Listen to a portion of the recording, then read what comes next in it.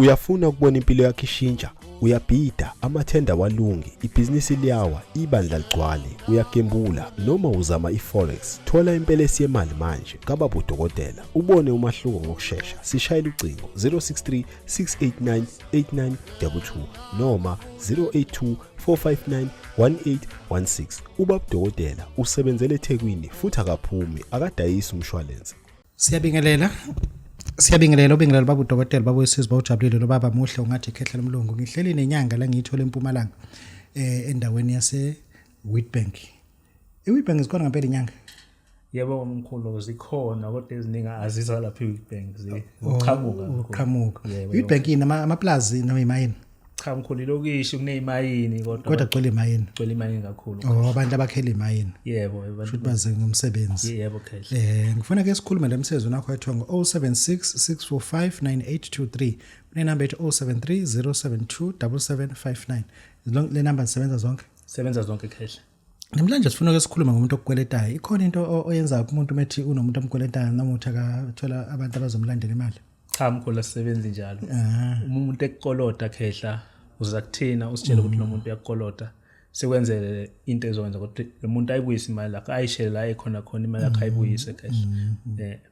Okusho ukuthi into eyenzekayo leyo. Into eyenzekayo mkhulu. Kunabantu abathi bakweledwa abantu kodwa manje uyasaba nokusenza umuthi omuthi kubona usebenzi. Uthini kulabo bantu lapho?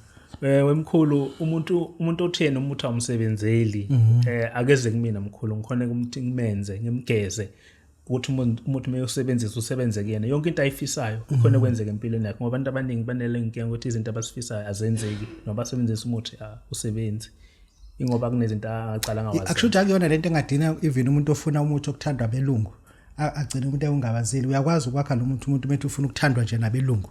Ngiyakwazi kakhulu. Bamenzele nje noma yini ayisoyifuna usichazela lapha. Wemkhulu kunomuntu othi emsebenzini bambhekela phansi usebenza nzima kwenza nabanye abantu kodwa akabonakali kubelungu bakhe. Ngiyakhona kumenza lowo muntu abelungu bakhe bamthande bamenzele noma ngabe yini ayifunayo aqede lapho nangabe shothi nepromotion ikhona banganikeza yena. Yebo mkhulu. Okushuthi into ongakwazi ukumsiza umuntu into enjalo. Ngakhona ukubasiza mkhulu. Le donseni njani unalo uphondo? Nginalo uphondo mkhulu uphondo lokudonsa. Akulichazele mkhulu. Emkhulu iphondo engilenzayo mina iphondo elisebenza ngebusiness noma ngabe une tavern noma ngabe unesonto noma ngabe unesigodlo ubona ngathi umsebenzi ushona phansi uchumana nami emkhulu ukwenzela iphondo ozosebenzisa lona ukuthi lidonsa abantu ibusiness yakho. Uzobuza umuntu lo phondo lozithwalo yini? Cha akusona isithwalo omkhulu akusona isithwalo ngokhehla.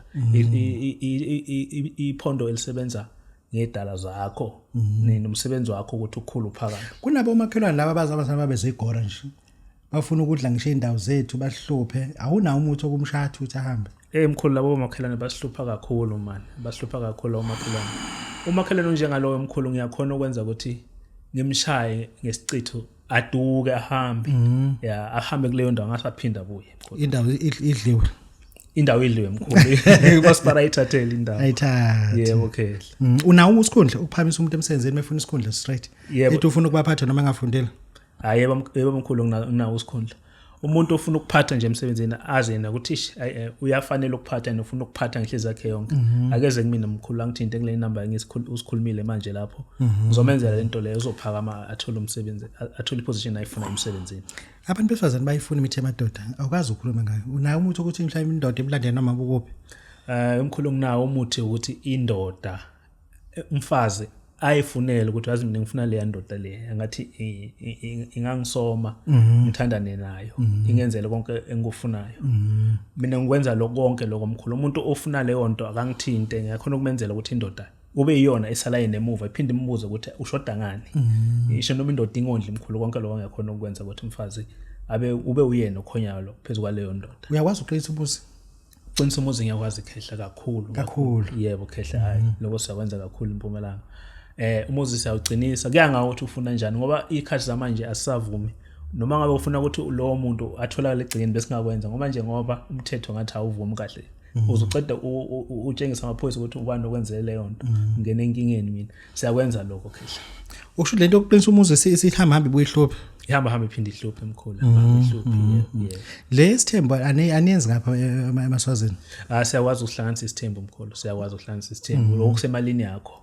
Kusemalini yakho. Kusemalini yakho mkhulu. Noma ubona ukuthi imali awunayo kahle kodwa uma unemali ukuthi ungakhona ukufinyelela kimi ngakhona ukwenzela lokho uthatha abafazi ababili abasebenza kahle kube wena ungasebenzi kahle uphile kahle njengenkosi ngoba bazokondla vese bazokondla mkhulu bazokondla na kanjani ni lena ngifuna sibuyise la kule wesifazane abesifazane bane challenge amadoda angafuni ukondla ingane i challenge kakhulu mkhulu wenza njani lapho mkhulu uthi akambophe cha angambophi mkhulu angambophi noma seyaza ama maintenance court wazama lokho analokho mina mkhulu ngamenza nginamanye amadoda ukuthi umfazi acale amfaka ku maintenance court uyayeka umsebenzi enze iphuthe emsebenzini bamcoshe ngabo menzela ukuthi azothi akasasebenzi aqale phasi ofuna omunye umsebenzi solabalekele maintenance mina mkhulu ngenza indoda ukuthi la ikhona khona ishisakale ngengane yayo yazi ukuthi kumele iyondle na kanjani ngoba igazi layo uyakwazi ukuyikhanda indoda ukuthi ingaqalaza abafazi kube yakho wedwa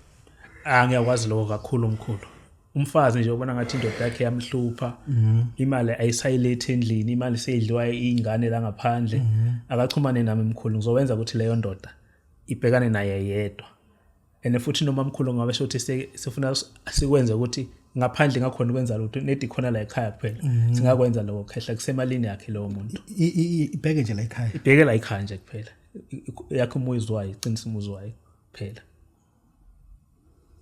ukangile nje cha ngicangile mkhulu angicangile ngiyalungisa khehla lami ngiyalungisa no mkhulu kunabantu abazoyithatha serious lento belifuna uphondo bafuna ubaqinisele nalaba amabhizinisi mebekuthinta isiphi isikhathi ongatholakala ngaso uthathe sebesebenzile cha mkhulu mina ngithola ngazo zonke izinsuku abantu bamatekisi abantu abanamabhizinisi amaKorea abantu abanamathenda bangangithinta ngalelo phondo bangangithinta bakhulu ngizobenzela lelo phondo ibhizinisi yabo iphakame babone umehluko empilweni yebo 076 6459823 bazokuthola lapho yebo mkhulu ngiyatholakala kule number 072 bazokuthola thokoza mkhulu ngithola okay siyabonga mkhulu bonga Babu Dokotela sithini Uyafuna ukubona impilo yakho ishintsha, uyabhida, amathenda walungi, ibhizinisi liyawa, ibandla ligcwale, uyagembula noma uzama iforex. Thola impelesi yemali manje kaBabu Dokotela. Ubone umahluko ngokusheshsha. Sishayela ucingo 063